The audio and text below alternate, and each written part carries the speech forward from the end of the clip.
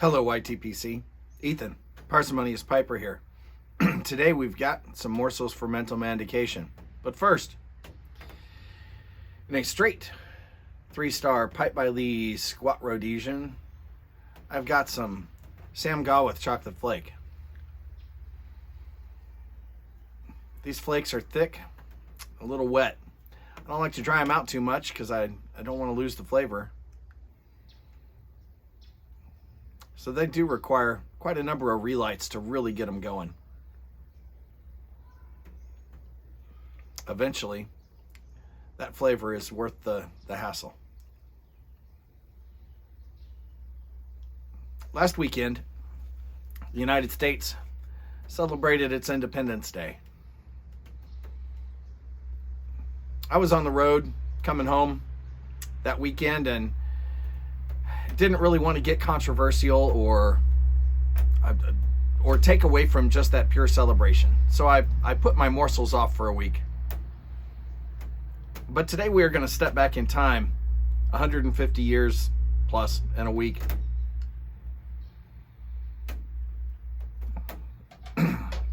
To revisit the words of a great American, Frederick Douglass. Now, if you haven't been living under a rock, you know that in the U.S., the left aisle of our politics right now is race-obsessed. They and their media allies are doing everything they can to keep our culture divided along racial lines. One of the things I saw quoted quite a bit last week was a paragraph from Frederick Douglass's July 4th, 1852 speech, a rather fiery one. Just a moment.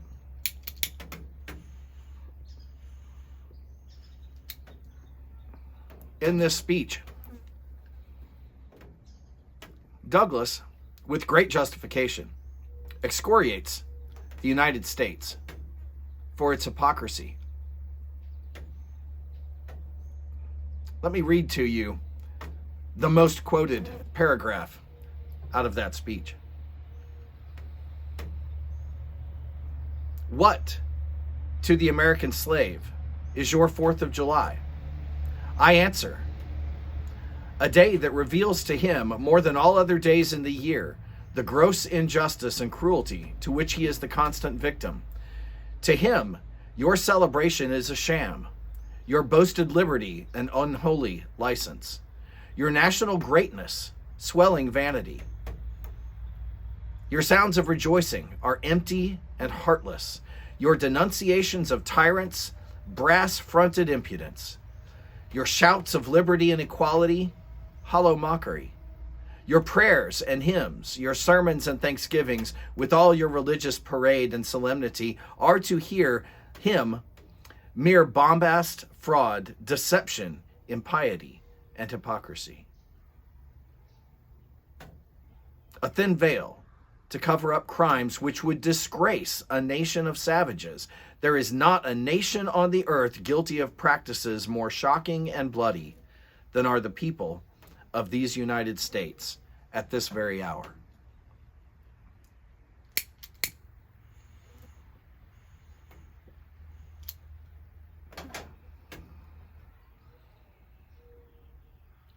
A wholly justified and humbling criticism.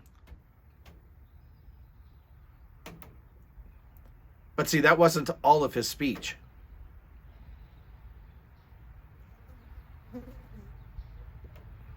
Let me read a paragraph to you that doesn't get read very often from the same speech.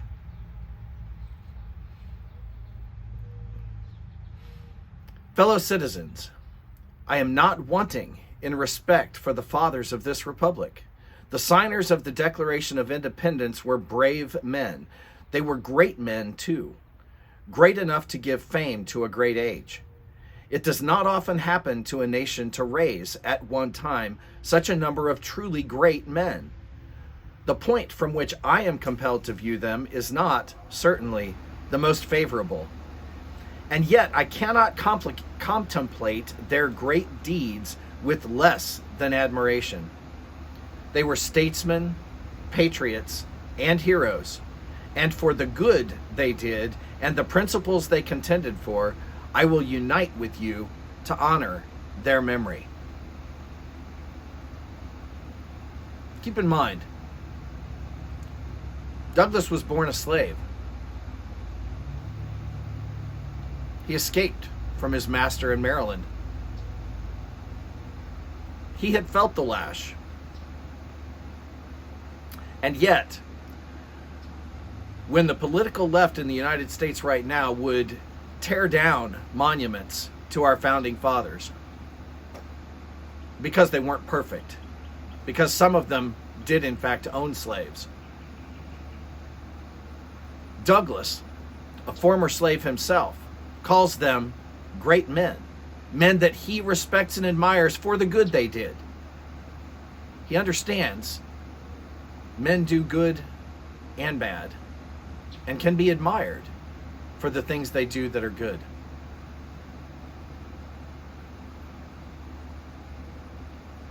Far less well known than that speech of July 4th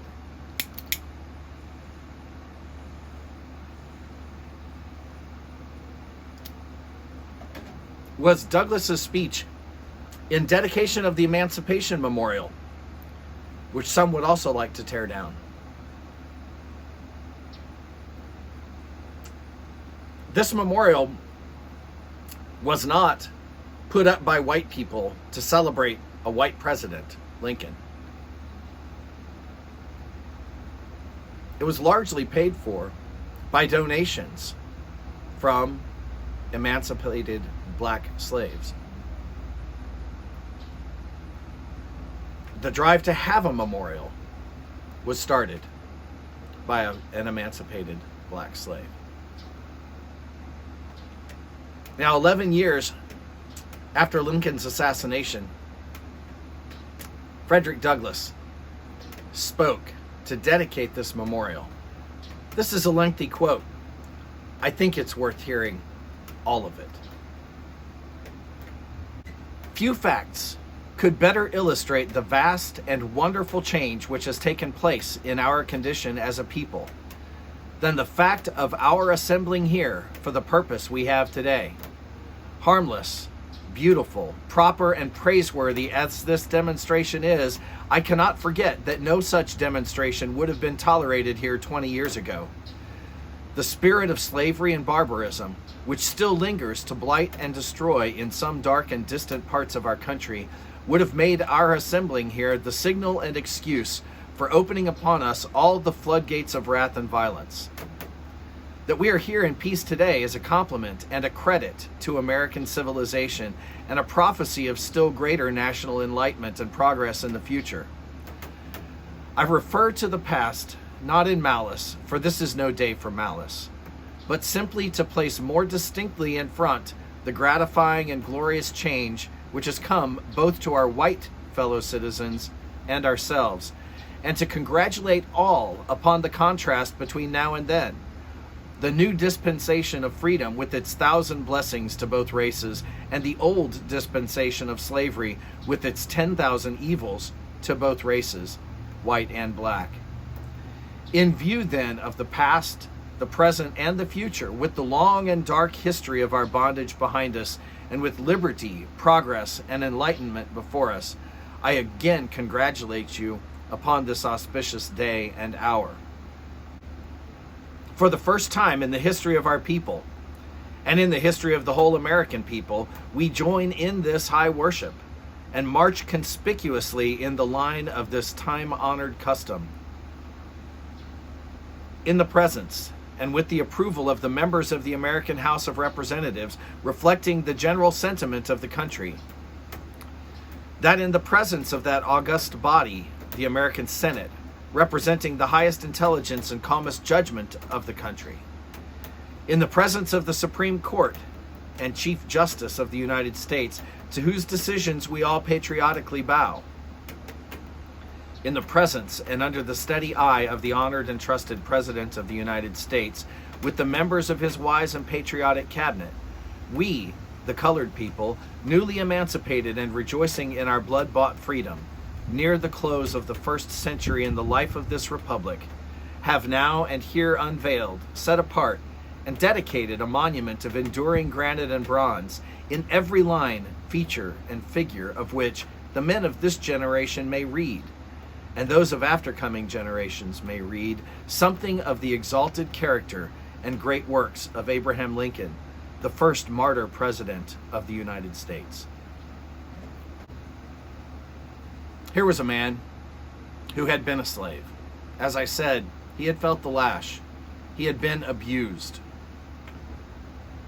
And yet, neither before nor after obtaining true, complete freedom via the Civil War, did he hate the country of his birth. Both before and after, he loved that country. He understood that the ideals that founded the country were created and set forth by imperfect men. And he understood, too, that the time was coming when those freedoms would be extended to everyone. He fought much of his adult life for that to happen. Very eloquent speaker. It's worth your time to go back and read more, both of what he wrote and of what he said.